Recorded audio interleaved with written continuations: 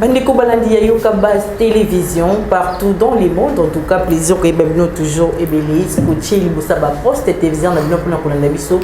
Nanzila ya yoka base chaîne bino information vraiment les actualités. Yamboka lelo to kolobela différents sujets d'actualité politique. Na plateau na ngam kolelo na yembe mo na mboka similaire kanda to betane mai matali mboka to kolobela différents sujets d'actualité politique. On appelle Simbo Tena, mais c'est similaire. Kanda, bonjour. Bonjour Grachela, ravi de te revoir. Merci beaucoup. Santé, ça va? Bon, je me porte très bien, par la grâce de Dieu. Je suis en bonne somme, je suis en bonne santé. Donc, on a Tondi Mingi Nzambe, puis on a Tondi Mingi Bandeko Bakolanda Biso. Mais c'est similaire à Zali Bongo, président et structure, Zali Bongo nommé FOSIP. Ce qu'on peut expliquer, il y a des partis FOSIP. Bon, FOSIP veut dire Force citoyenne populaire, ils ont structure citoyenne, ils ont structure moko, ils ont structure moko, ils ont communauté pour la promotion à ma valeur. Ils ont structure, ils ont commis basé plus sur le patriotisme, le nationalisme. Pour la unité en Boka Congo et le développement à Banamboka. Et ça les branche na kati ya PPRD, FCC, non, pour le moment, il faut dire en toute honnêteté, nous sommes du FCC, compte tenu à Yamaba Nungu Ezala qui n'est pas suspendé qui participation à l'issue entendant éclaircissement monsieur Ezala parce que Hermore commis Nemi Moulania coordonnateur Hermore commis Nani Raymond Chibanda coordonnateur ils ont moins confusion Moroboye et puis Nemi Raymond Chibanda ingéniable donc bureau Nezala Kawapi to éviter kakaba initier des bayebi. Vous comprenez, ce n'est pas tellement bon.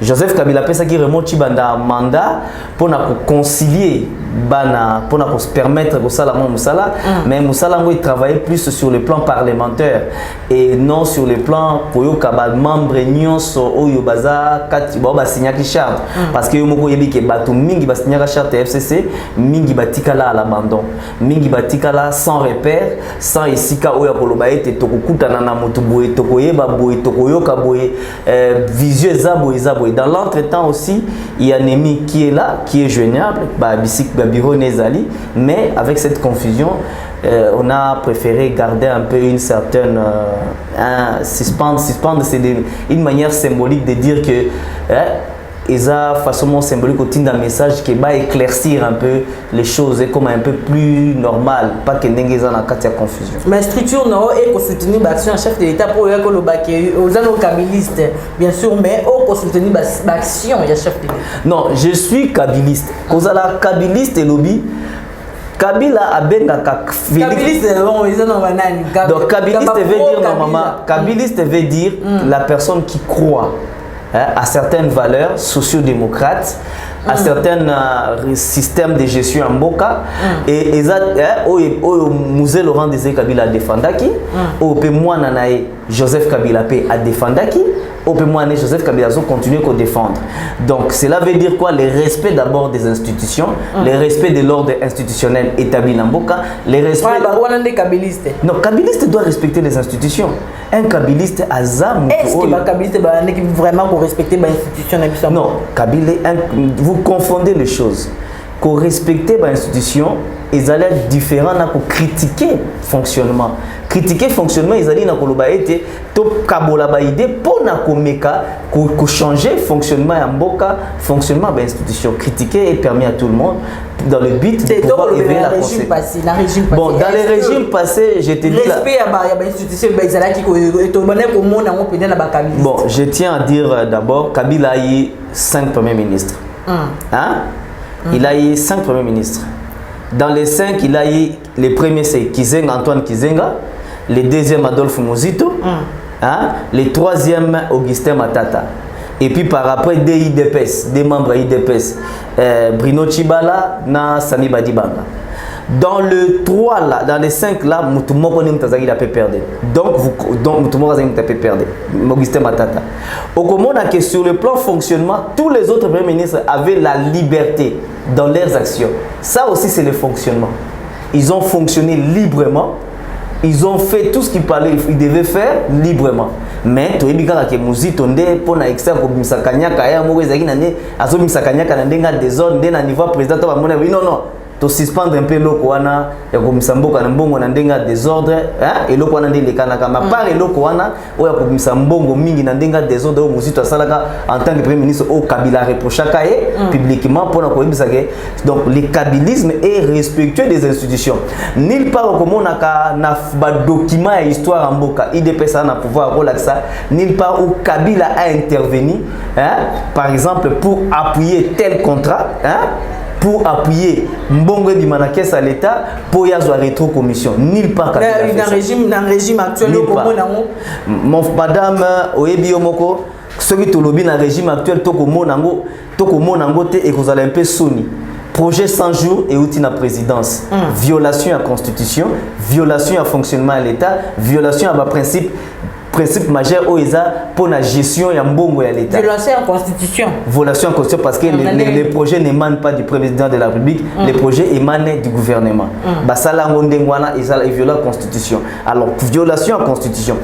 Chile Lumbongo et Bima, conseiller Babimisa Mbongo. Ça, c'est à la présidente de la République. Ça, au moins, ils ont touché directement au chef de l'État. Tu vois que le chef de l'État est innocent, tu vois que le chef évité. Au moins, ça fragilise le bon fonctionnement de l'institution. Alors, le président de la République, Tozali Kosengae, sincèrement, a recadré Nyosoana. Pour Nanini. Parce que le régime passé, est-ce que le régime passé qui Moïbo est un peu télé, autorité est belée, ma procès, ton koyo kamikolo, ba régime passé.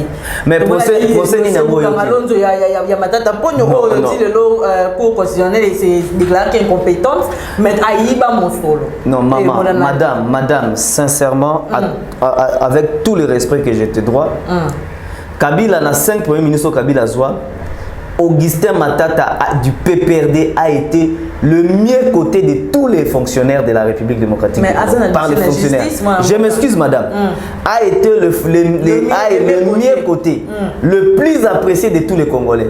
Matata babandek au foot à fonctionnaire à partir à les 17. Les 13 bon côté na banque. Les 17 basoda babando zombo. Na combien? Basoda bandek ko combien? Non, à l'époque il y a Matata mutunyo surtout bo sanagate. À l'époque au PPRD zora primature. Pouvoir d'achat va fonctionner les alaka makasi.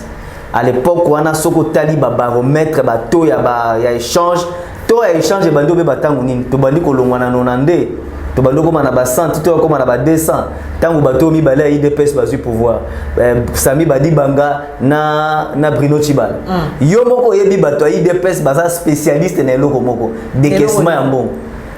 Soko tali. Je te dis dès que Soko tali bato IDPS très bien baza ba spécialiste na décaissement ya mbongo.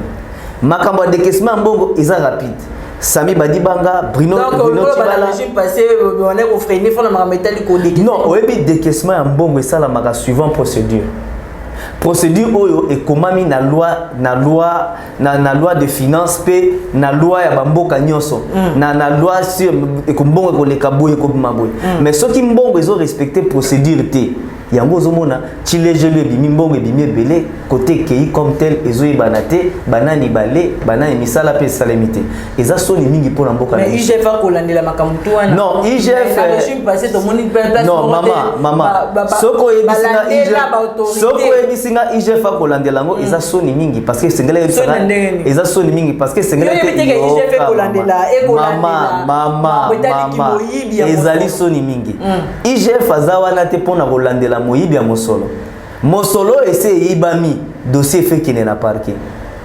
Tu comprends? Mais banquette dossier net ya chilejelu dossier net ya chilejelu esengele de kambala moko na parquet.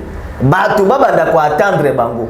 Batu na bango kanyaka wana bozwaki. Yo somona mutalobi tokotonga ba école complexe moko ba école na 3 millions de dollars. Donc pourquoi IDPS lingi sur facturation?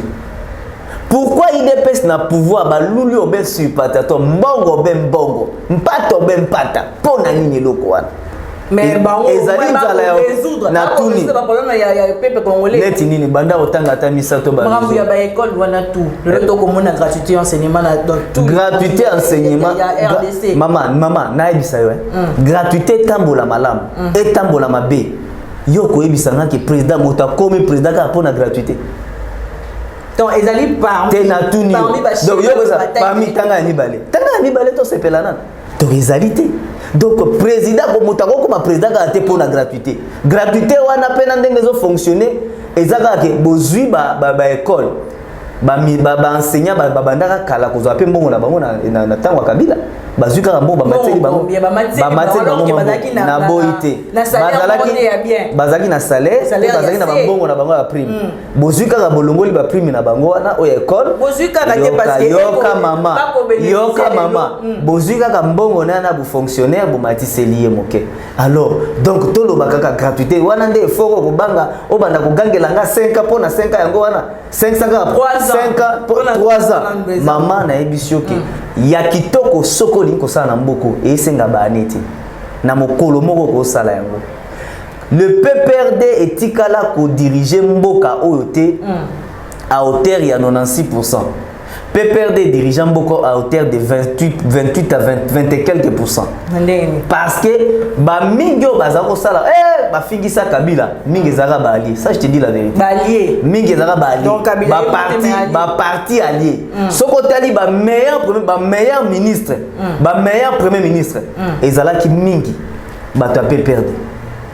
Tala na histoire même ma meilleur ministre mingi bata PPRD eza très rare olaksanga muto azaki na PPRD ou eleka ki azalaki meilleur malgré tout que na PPRD bata ba goigo et pe bazalaki mais le meilleur durant Kabila même Tilelo soko tali ba ministre de santé neti Victor Makwenge o même Mindele ba félicitaka tala tangu Makwenga Longwe Makwenga Longwe bae kozwa bato IDPS mingi mibale wana bazwa wana o Sami Badi Bangana eteni Longondo nyonse komi biteni ya mobimba eza soute na mboka ministère ya santé bako eteni Longondo akoti abeti 2 ans eloko moko malonge monani te baza koyeba te baza yebi ministre ya santé 2 ans ya parti o elita pendant 30 ans asali ate loko moko te amoke ya malamu bana mboka ba monye loko te bana mboka ba comprendre te ba mituni nini wana pe balobaka Kabila qui bloque.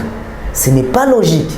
Le président de la République a un mandat, mais problème moko eza problème na problème muneno Félix Azanango eza na kopona bato. Oyebi ke ba ministre mingi bazali wana baza vraiment outillé te pona ba ministre. Faiblesse à gouvernement et bosso. Ba loko timing ba jeune miso moni on dirait moto moko atambola ka abanda ko beta tout biso batunge ya kalaba ko gérer. Non maman même l'entourage siko na tu na yo question muto asika na mboko azana mais sauf que yo ndo botami lobi muto asika ezali bébé o ya botami lelo nde yo lobi moni ba loko ti ba jeune ngana ebisio ke ngana ebisio ke lelo na mboka Congo esengeli to revoir qualité à bateau tozo kopona yango ki même lelo mwana nemba nemba okaki mwana nemba nemba nani mwana nemba nemba ake kuna policier nae ba komi policier nae garde nae akomo sala arrogance ba bendani na ba policier local ko bendana ba ngako tu mwana nemba nemba ata na kutene na supermarché na koyeba ete mwana nemba nemba ata na munaye bakananga epe kutute soki ba bengi e pa bandeko na biso ba policier po ba tu nae likambo nini ezali po ba ezali normal identification boye ko sala kate à chaque fois rythme et selon IDPS denga komi ba soda ya mboka bazali ko respecter bangote.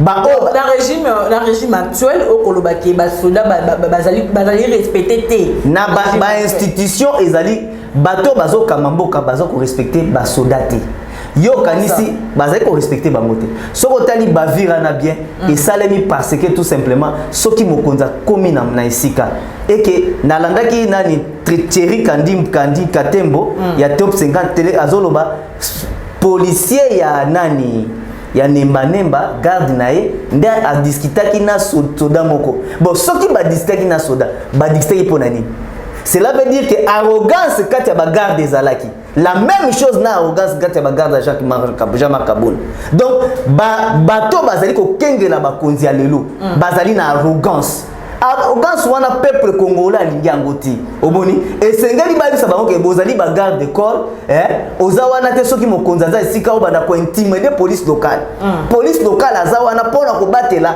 population soki amoni batu bayela ba garde bayeli binote soki baluki batuna to soki edelo mobwe boko ko sala arrogance te okopana arrogance ko sala mate et puis pendenge balobi bakangi colonel wana est-ce que ezali bongo assemblée provinciale qui alinka ko beba kanga basala il faut ba kondi bazala bato ya bolingo bazala bato ya bo humilité bato ko te ya humilité na peuple bato ko te ya amour na peuple omoni nazali ko senga na dossier wana vraiment mwana nemba omoni nga ma ye na yebi vraiment na yebi ete mwana nemba na yebi ka tata na ye po tata na ye moko ka kabiliste o ka mo babele o ka mo kabiliste e mo tisekediste e mo ka kanyakiste na yebi te soki aza wapi donc il faut ko lukato yeba bozo sala nini pona ekolo Congo bokomi bakonzi te po bosala ka tourisme o akendaki kotala ndako wana banga batonga nzela mama eza bongo te nzela wana po batonga yango yefo ayeba kaka kuna yefo kaka kende kuna tolingi bato bazo respecter peuple congolais ozana garde du corps mais buka mapeka na yo kitisango na se mwana mboka similaire kanda bongo to lobela bongo mika betali mapona ya 2023 okomona ngondenge est-ce que yo pe okokanisa ke ndenge toko yoka ba jeune kamiliste nde ba koloba ke retour ya ancien président de la République Joseph Kabila ezali assuré en 2023 na ba élection na présidentielle 2023 personnellement je le dis hein ce Kabila kozonga et à la volonté na mais nga personnellement alors que je le dis non statut wana epekisi ete et puis il faut éclaircir statut ezali soki Kabila balobi te ke soko sali deux mandats na ba pays mususu à travers le monde otikala koka ke po muta salaka deux mandats après 3 ans kozonga te a postuler koza président musu na France basalaka deux mandats statut yoka mama sikoyo moto asali deti admettons lelo Félix Tshisekedi soka asali mandat moko akomi pe sénateur à vie tolo bakende ko se Félix Tshisekedi akosalaka lisusu politique était akozonga lisusu a postuler te vraiment okopana cela veut eza lokuta idéologie kokanisa lolenge wana parce que interdit ezate interdit veut dire koloba était clairement que moto oyo azui kiti a postulé 2 ans et pe kisami na ye ko postuler mbala mosusu akelibela wana interdit wana ezate et le babika ke soki olongwe kozala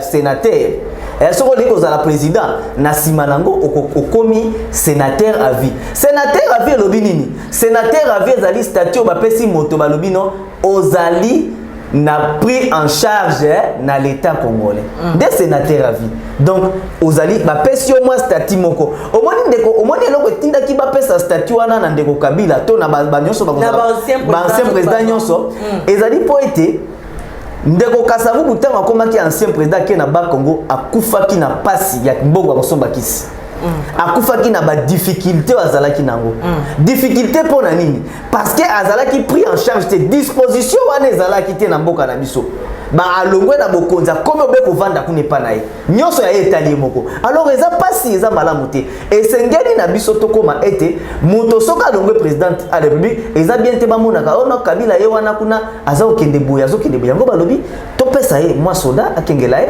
topesa ye mwa lomeya moi mbongo na ye moi bato ba entouré ba vanda mais ya kolinga kozongisa ye na pouvoir na ndemo non Kabila je l'ai dit oye moko to mona ko beta bino kara mamboko loba non Kabila beti mutute kara koza ba jeune moko ba kendaki ayambaki bango kalate azo beta batu karate Kabila atiki azo respecter ne mandat à Félix Tshisekedi au moins soko za président sortant et que soko za respect à régime actuel eza respect à régime actuel respect à président Félix Tshisekedi.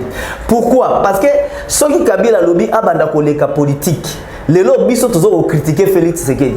Ceux qui lobby Félix Kabila lobby abanda critiquer le lobby Félix Tshisekedi. Au moins attention ni kota na boka. Imaginez un peu. Ozo imaginer. Attention au kota parce que peuple congolais au kama mingi. Alors que 18 ans pour diriger mboko au moins mboka similaire kanda peuple et kolila na kolila. Bon, au moins, Rachela, tu es une bonne dame que j'apprécie énormément. Oza Maël et Makasi. Nakani, si tu compares 18 ans, au Monake, na Ebisuawa, PPRD, Bato Mingi, même en termes de gouvernement sous Kabila, au Tala, gouvernement Yakala, au Gomona, ministre Mingi, ils ont qui n'a pas PPRD, allié. Baalié belé ak baalié bazwa ba poste de donc boko funda baalié na fundi baalié te nazo bisayo ke nazo loba et engager structure nanga na lobiete baalié batu mingi okai bando sa ba dégâts ezai baalié mingi ezai baalié basala ba dégâts belé na sala dégâts za kali na bino yoza journaliste investigation soko sali banque te yo no to émission na plateau soko tali okomona baomi bazaki aleki ministre obe azo papa mbongo Baom sou bazalaki aleki ministre be azo ke no sala babozo ba na gouvernement ba filmer eleki na ba TV mingi ezaki bali. Pour te dire quoi? L'idéologie à kabilisme soki muta koti obe na kati nango akobimisa be mbuma malamu. Batu mingi bayaki pa Kabila bayaki ko sangani po bayiki ke Kabila azana pouvoir na maboko na ye to kende poto zo ba kiti to luka mbongo. Batu wana nde ba fingisa Kabila.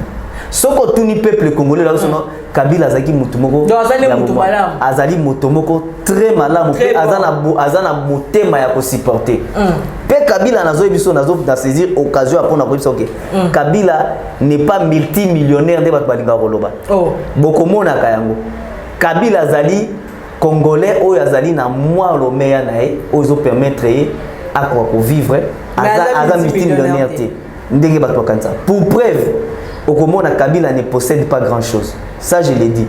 Et ça moi quelques ndako batu bamona na Kinshasa, oyo moi si nae oyo azalaka commerçante, femme d'affaires. Mobile azu moi 2000 akabeli moi si azu a fructifier ngo. Si manango moi si asali ba comme maman Olive, c'était une femme commerçante. Une femme non yoka maman et ville zandako ndako a 4 chambres salon eza villa ndako a 4 immeuble yoka nazo yoka na édition que eza ba effort citoyenne moi si ana aza commerçante depuis toujours elle a toujours fait des affaires elle a toujours tant mobile na lingi azalai ka na ba faire pe a continuer kaka logique ya ba affaire pe asala kaka ba faire tilelo okomona soko tali te na lobita epolaka moi si nazana ba faire na te tokolo ba yimita zana mbongo yimita tokolo ba okomona soko moni moi richesse okomona obino mobile le kabilisme en soi ils ont l'oubli de soi pour le Congo mais la femme aza femme asali ba affaire na ye asali azu ba investissement na ye a investir a fructifier soko tali ba investissement mingi ya maman Olive eza atongi ndako batu bakota bafutaka mbongo atongi ndako atongi mwa parc po batu bakota bafutaka mbongo donc azo sala biloko na vision ya commerce nde mama Olive wana nde omoni mwa mbongo wana sali ezosalaka ezosunga pe libota ezosunga pe boye. Donc mama ya Congo pona le 8 mars. Donc, mama ya Congo pona le 8 mars mama ya Congo esengeli azala femme d'affaires, femme d'initiative citoyenne, femme d'action. Nde yango moni mama Olive pas azalaka bongo. Nde omoni pe Kabila pe a conseillera moi si nae azalaka kasalaka ba faire. Pour revenir à la question, donc on a 2023 on doit éviter beaucoup prévoir et tout, il y a aussi non, c'est Kabila lui-même qui va s'exprimer. Moi, personnellement, jusqu'à présent, je ne sens pas des indices sérieux permettant de dire que Kabila va rentrer en 2020. Faux.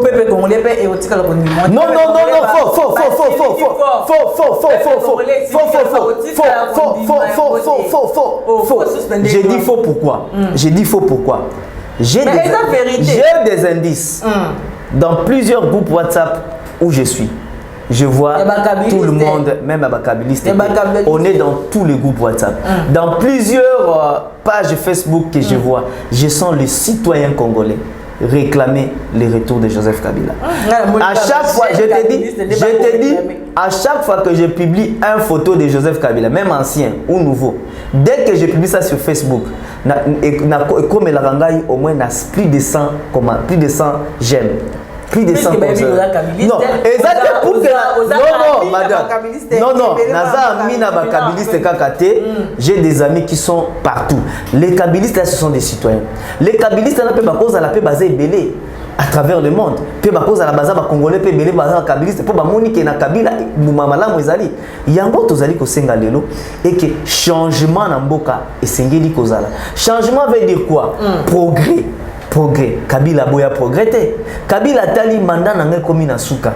Ndeko Félix Tshisekedi, tu es le président élu. Zoa pouvoir. Et ça y est que tout ça. Non.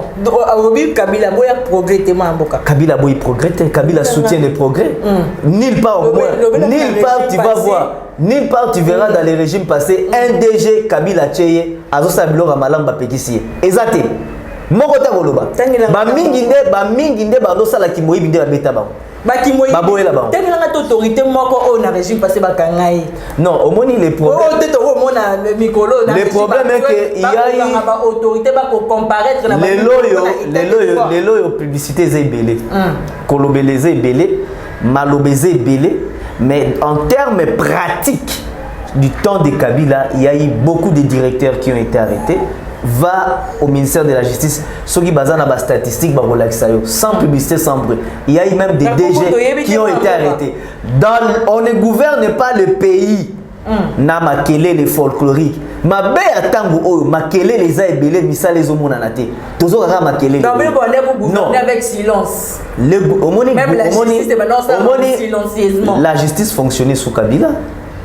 Justice est à ça là. Batu bazako zala interpellé, arrêté pour des faits. Ezebele maman. Yo ngaka no bando po banda kotangela o caméra c'est un procès raté. Caméra c'est un procès raté.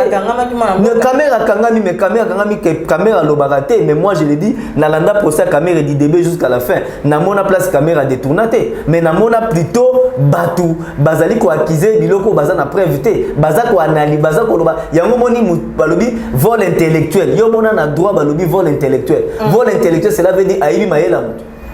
Aibi maela nani? Donc tolingi justice ya solo. Ngala lobaka toujours le plus. Donc yoko loba justice c'est quoi non ne commis indépendant télévision. Non, justice est comme indépendante na preuve ni nango za nango tant que tu les gelou et ça na maboko IGF ou les en parquet. Aussi longtemps que tout le monde même le président a comme lobby et biloko salamité. Donc aussi peut-être discours à convaincre le peuple congolais. Non, discours ni. Non, il n'y a pas de discours à convaincre le peuple congolais. C'est seulement la personne. Non, c'est seulement non. Oui, Kabila a un bilan. Kabila a un bilan positif. Bilan Kabila est meilleur parce que Kabila, à part 2 ans de transition, 2 ans il y a Salama qui va bien un glissement. À part moi quelques temps wana Salama qui est basami badi banga na ba opposant balinga ba kota na pouvoir. Bangonde ba ki komatsa kuya vie cher. taux à dollar, mais du temps à peu perdre Matata. Matata a laissé les dollars dans 90 et quelques. Mais est-ce que vous avez dans 90 et quelques? Il y a des cas qui ont les cas Dan Gettler, au président Félix Antoine Tshisekedi qui ont récupéré bâtiment minier, na bloc pétrolier, na l'époque na bien régime na bino, ils ont bénéficié au fait pourcentage est belé pour les cabanets côté na prix mort ya C ya na côté très cher, pour travailler en collaboration na régime na bino. Est-ce que vous êtes au courant que tu récupères? Non, au Moni, il y a ceci. Au Moni, la République démocratique du Congo, il y a toujours des erreurs, peut-être dues à fonctionnement à l'État. Des fois des erreurs. C'est pourquoi Balobaka, Mbok essaie de améliorer. Et ça, éternelle amélioration, na éternel réajustement, na ajustement. Réajustement, na ajustement. Cela veut dire quoi? Le dossier d'Anne Leclerc, clairement, je ne connais pas très bien l'affaire. Mais le peu c'est que je sais que il y a eu au moment où contrat ça passe dans le secteur où va traiter en haut. Ce qui dans le secteur où va traiter en haut et que va examiner qui dossier avec beaucoup de légèreté. C'est normal que mouvement citoyen, association à droit de l'homme ait réveillé l'autorité. Lorsqu'il réveille l'autorité, tu continues le processus, il y a récupération. Et c'est totalement normal. Cela ne veut pas dire que... Mais au sous régime, il y a Kabila. Non, on a eu bon, on a eu bon, on a eu 2 millions. 2 millions, on a eu dossier, on a eu 500. Non, là, le dossier d'Anne Leclerc, je vous dis que je sais que j'avais entendu et qu'il y avait au moins il y avait des gisements au considère qui est et que après évaluation, il y a eu un peu au Ebi, coutumier mabélé na $500, $300. Mais or, ce bébé évalué au moins papa mabélé, on va $5,000. C'est un peu des erreurs comme ça qui se sont passées. Ça ne veut pas dire. J'appelle erreur parce que processus il y a correction et banda depuis Kabila. Desco et banda pour sa correction banda depuis Kabila. Ndé pour conclure sous Félix Tshisekedi. Donc c'est totalement normal. Le mobile ko lui kondi na biso et baksa kimbula moko yebi. Merci Moula moko depuis ba créer ango. 16 ans. C'est ça les 16 ans. Les lots les révisions et la constitution. Bon, je suis parmi ceux qui ont toujours proposé la surtout législature, il y a chef de l'État et le mois de 5 ans comme à 7 ans. Non, je pense que c'est une bêtise. Comme à 7 ans, c'est une bêtise et ce sont des gens qui n'ont pas réfléchi. Parce qu'aujourd'hui, ce total, il y a 3 ans, Félix Tshisekedi, ce tobaxi, on a 7 ans, on a 5 ans, on a tobaxi 2 ans. Pour ça, la ligne sous. Oh, à salité déjà 3 ans. Dans 3 ans déjà basali nyoso. Oh, bourré basali tilé gelou, basali 100 jours, hein, basali projet à 140 et quelques territoires. Donc 145 territoires. Donc baligi sous projet nini. Parce que j'ai compris que matière à IDPS, basa expert dans le projet et ça la rambon ebimo. Bah projet ou un dev basa très expert. Alors, est-ce que tu continues à toi sur 2 ans pour le projet? Moi, je pense que le plus important c'est d'améliorer l'excellence dans 5 ans. De garder le quinquennat et d'améliorer l'excellence dans 5 ans. Parce que si on ne sait pas être excellent dans 5 ans, comment allons-nous être excellent dans 7 ans? Impossible. Pour le moment, Félix Tshisekedi, ce que bien, Azan ennemi à Félix Tshisekedi, ils ont duré à mandat. Ennemi à Félix Tshisekedi, ils ont politique, ils ont appliqué, de la manière ils ont dirigé Mboka. Alors, c'est dans mon idée, on ne doit pas aller dans les histoires de Djalé Loandemona. Ils sont trop sales, c'est trop médiocre. Balobi, constitution qui créée sur mesure, tout le monde est loi ou bien statut pour protéger chef d'État, on sait chef d'État moyen pour comparaître devant la justice. Non, c'est normal. Tout ça, c'est normal. Écoute, non, attends, je m'excuse. Parce que vous comprendre. Le chef de l'État ne peut pas corrompre pour comparaître devant la justice. Pourquoi? Le chef de l'État au Congo peut comparaître à la justice. Il peut comparaître. À condition que ceux qui le Félix Abomi Moutouye Mogobe pas. Image des alliés. À comparaître. Tu comprends que dans le dossier, Tokende. Quand on dit cité, non, madame, le crime qu'on peut imputer à un chef de l'État en exercice, c'est le crime dont lui-même est auteur directement. Les dérapages, il y a un fonctionnement de la police. Dérapage dans le fonctionnement, par exemple, il y a justice. Beaucoup qui ont imputé un chef de l'État avant le bureau. makambo na yebi yango te oko imputer le chef de l'État beaucoup imputer le chef de l'État. Le chef de l'État au Congo, d'après la Constitution, c'est le premier ministre qui dirige le Congo au quotidien. Qui est donc des moutagosala la bonne mais azui ba instruction ya chef de l'État. Cela veut dire quoi? Chef de l'État il sabi non ndenge na lingi bonne lingi côté bo kitsa mbongo côté bo matsa bo sala bonne ba peso ba instruction malam. Yo soke sala mo. Tangu yo ke ko sala mo soki pesi pa instruction na batu misusu. Bato na ba appliquer ngo na ndenga moyibi. Bato wana nde ba ko futa. Le chef de l'État n'a jamais instruit Kabila de son vivant ou Kabila de son mandat ou n'a pas instruit le bino Bokende, Bozwa Mbongo ya caisse à l'État, Boya Bopesa ngana tia na nanda kunanga. Sauf instruction Bongo ezali à comparaître. Tu comprends? Donc, les chefs de l'État, la constitution actuelle, ils ont protégé le chef de l'État. Ils ont protégé. Même ancien ministre, ils ont protégé.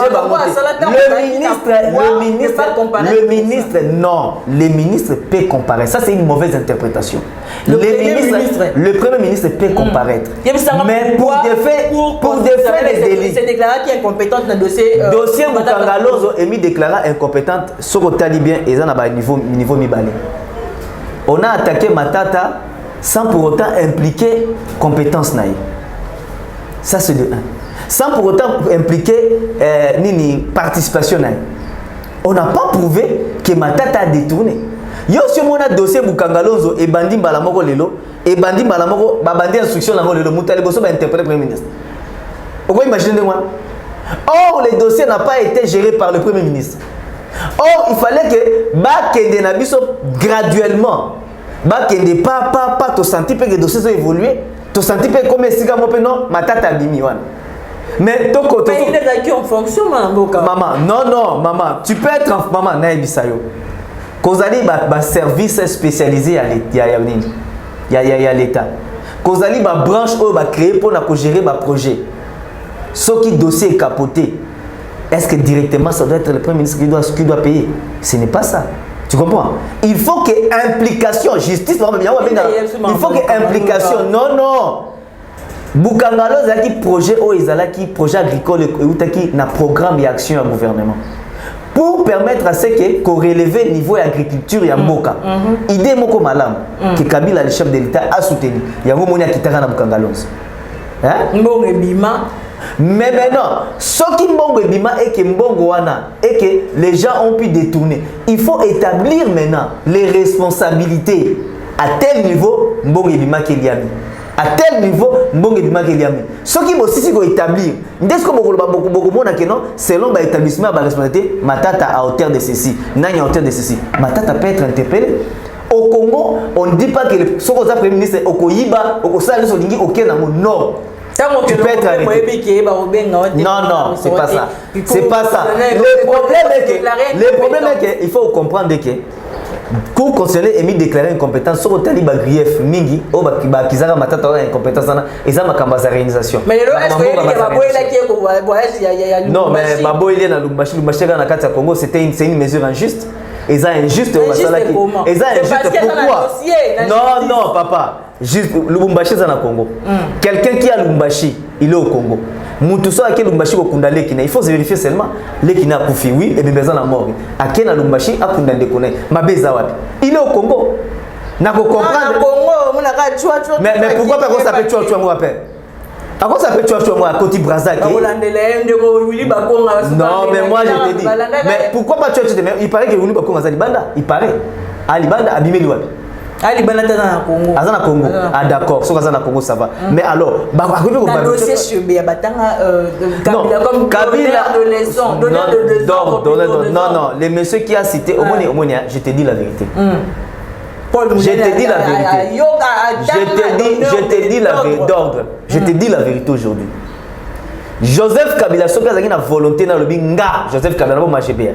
Anga bo machebé na bureau ya la police. Anga bo machebé à lobi na bo mena bureau sa pour ekicha makele na mboka. Jamais. Ça c'est la première des choses.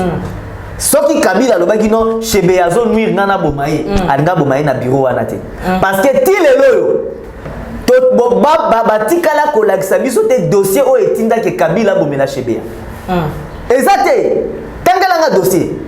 soki dossier wana ezali bobimisa dossier yango sikoyo oyo Kabila mona ke dossier wana ekosala ke soki dossier nekei ngande bakokanga ngai il faut chebe ya kufa boboma ye eza te dossier moko ya mike oyo ezalaki eza bavure policière oyo elekana ezali ke policier wana babengi ye na bureau à la police basololi malamu te réaction entre les deux parties est débordée et kobota eloko ekomaki. Nous déplorons cela. Mais cela ne veut pas dire que comme Kabila était président, obligatoirement, il faut qu'il y ait un cacho, il faut qu'il y ait un likambouana, oh, place il y a quitté. Kabila n'a pas été là-bas. Peuple congolais fait la manière. Non. Batangi, Batalaka, au moins yoka. Même pour dresser une invitation, Kabila c'est une personnalité du pays, quand même. Aza chege moko te boito aza eloko mo pampa bateso batangi komone papa yaka moko non. Bakota la degré ya likambo batangeli ba élément oyo muta pesi oyo ko attester implication ya Kabila tangu ba élément batali atangi neti muta ko tanga komwa mutu na kati ya stade po soko po tangi muto pesi ba élément te o pesi ba eloko mo to tanga komwa Kabila bonde Kabila ya la justice atayo moko soyons sérieux quand même milambo ngotanga bandelo lo bondie mutu moko ndie soit azali boma soit toqué. Moi j'ai senti qu'il était soit fou soit toqué. Je n'ai pas senti moi j'ai senti soit il était fou, soit il était toqué. Parce que Malobalais a une cohérence. Et c'est quand il m'a dit Kendega Akuna, Tanga Kabila. Yango anate statité. Et ça statité n'aime toujours protéger Kabila. Le problème qui protège Kabila est que le fait qu'on veut imputer à Kabila, preuve à Kabila, oh ils ont lié Kabila, n'a pas qu'à Fetchebeya, ezalité. Ezalité que bavure policière. Na bureau de la police, il y a eu des basolo la bienté, na ba échange il fallait bas à la lango et ça dit que Chebeya Koufi. Je te dis, nous déplorons Chebeya dit Kivu comme mon père, je déplore la mort de Chebeya. Mais je ne peux pas parce que je déplore la mort de Chebeya qu'on puisse condamner un innocent qui est Kabila. Non, c'est pas ça. Innocent Kabila. Mais maman, Blaise, oh, il y a un bureau à la police. Pourquoi Batanga et Félix Tenakati? Pourquoi Batanga et Félix? Bateau, mais en Goanate. Mais Bogotanga peut Kabila na ningini. Parce que Paul Moulin a eu une conversation, mais à conversation, oh, maman, je te dis.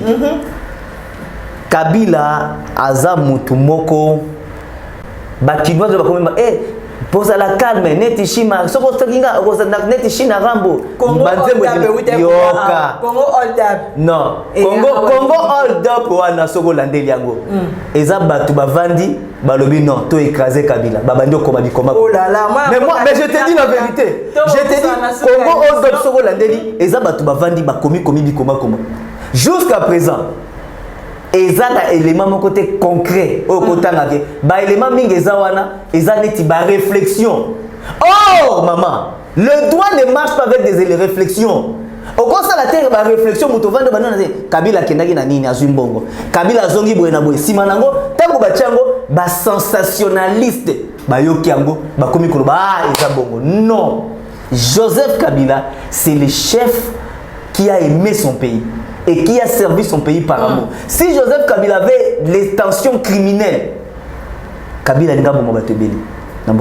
Vraiment, Kabila parce qu'elle est là sur la chaîne YouTube. Ozomona mutu moko bi na 5 Kabila pardon na mona ki mabe na 5 Kabila ba pardon ebele ba ko senga pardon ba ko senga ba pardon ba combattant IDPS ba ko senga ba suite ba ko mi rendre compte que Kabila zalaka mabe ote poso ankoyo ba la tsaka ezalaka yango te. Kabila zaki moto kati ya bato azaki moto azaki na bolingo moto azaki na amour de changer bango conscience ba bitika ba ya maman mboka Joseph Kabila Kabani.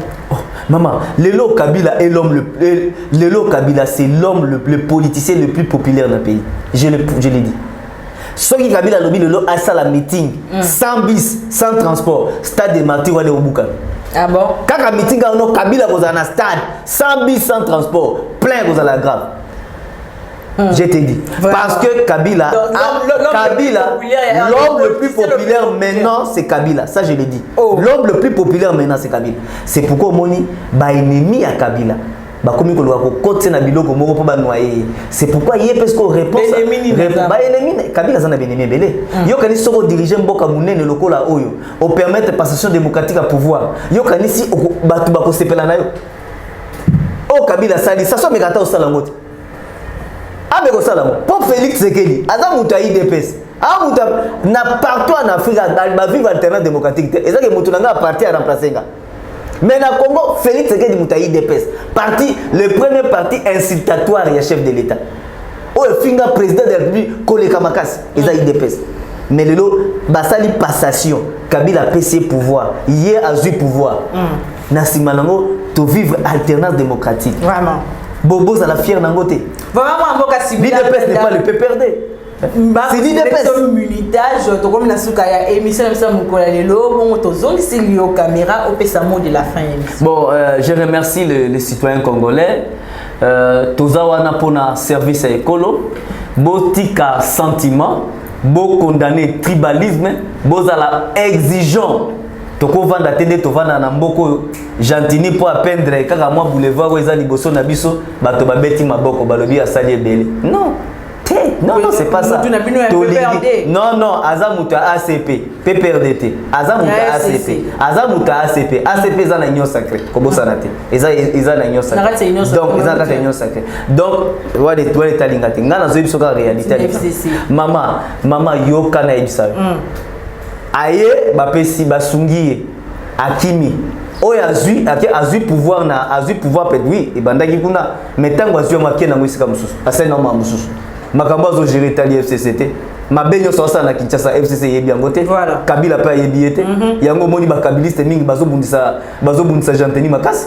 ba premier opposant Jantini za ba kabiliste netinga na za premier opposant Jantini na ko soutenir un gouverneur incompétent qui manque l'amour de sa ville o yazo sala musala ya malonga te o nyoso zaka distraction ce décaissement en bongo non nous ne pouvons pas soutenir de telles choses vraiment merci beaucoup azo qui confiance na biso mais agacha confiance na biso yango na créer parti politique na yango na kinda na union sacrée donc c'est un peu ça. OK merci beaucoup pour la disponibilité na yo mais c'est similaire Kanda azali bongo coordonnateur ya structure FOSIP oyo yemoko akambaka bongo merci de nous avoir suivis bandeko bandi Yoka Base Télévision merci na équipe technique mobima Yoka Base Télévision tomoni bongo Glody na Romeo na montage tomoni na sima caméra Mardoché tomoni pe Aris na assistance en tout cas restez branchés sur notre chaîne Yoka Base pour jamais déçu merci na DG na biso à Pécho les 13h Lumbu en tout cas on a la minute très prochainement.